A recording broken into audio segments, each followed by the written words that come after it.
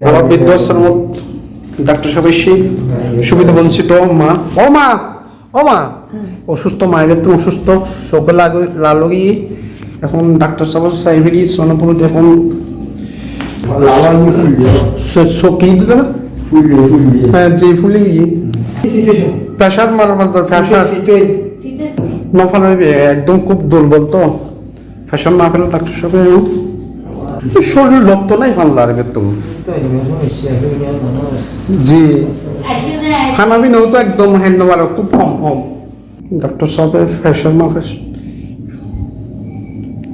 জি হার্টের